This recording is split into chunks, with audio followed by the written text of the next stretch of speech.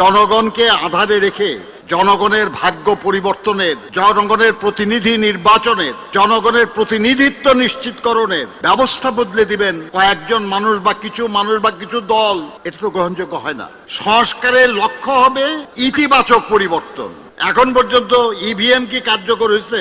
আপনারা জানেন যে দেশ একটা সংস্কার প্রক্রিয়ার মধ্যে আছে। সংস্কার কোনো খারাপ শব্দ না। আমরা যাদের সংস্কারক বলে জানি তাদের অনেকেই খুব সম্মান শ্রদ্ধা করি। আমরা নারী শিক্ষার সংস্কারক হিসেবে বেগম রোকেয়াকে আমরা পছন্দ করি না, সম্মান করি। তো আরো সমাজ সংস্কারক ছিল, ঈশ্বরচন্দ্র বিদ্যাসাগর, রাজা রামমোহন রায়ের মতো এসব লোকজনকে আমরা সংস্কারক হিসেবে দেখি।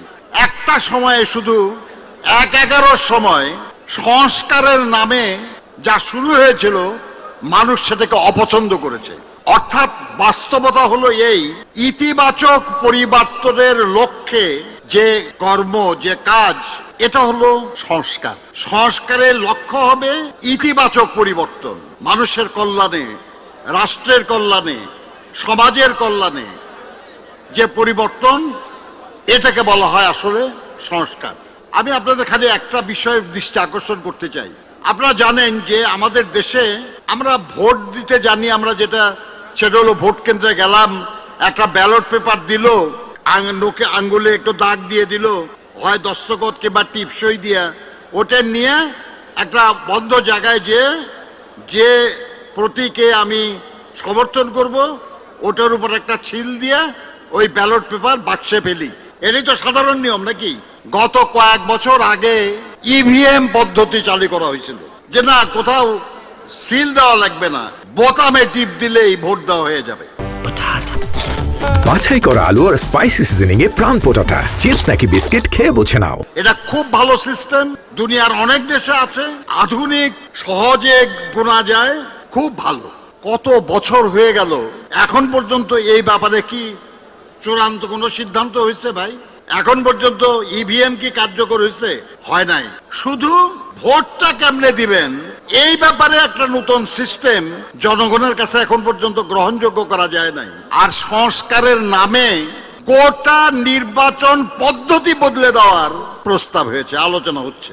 এতদিন আপনি আপনার প্রতিনিধি নির্বাচন করতেন, এখন কোনো প্রতিনিধি আপনি নির্বাচন করতে পারবেন না।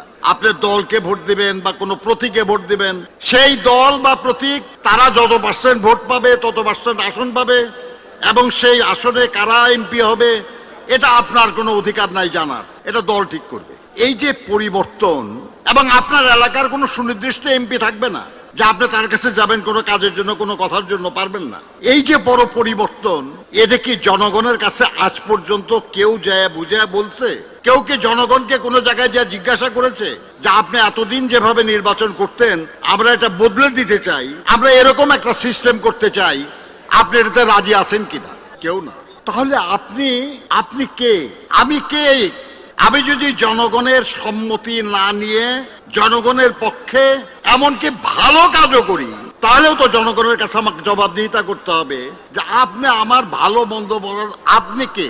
আপনাকে বলবেন তো আমাকে যে কোনটা ভালো কোনটা মন্দ, আমি ঠিক করে দেব, আমি ডিসিশন দিব, তাই না? জনগণকে আধারে রেখে জনগণের ভাগ্য পরিবর্তনের, জনগণের প্রতিনিধি নির্বাচনের, জনগণের প্রতিনিধিত্ব নিশ্চিতকরণের ব্যবস্থা বদলে দিবেন কয়েকজন মানুষ বা কিছু মানুষ বা কিছু দল, এটা তো গ্রহণযোগ্য হয় না।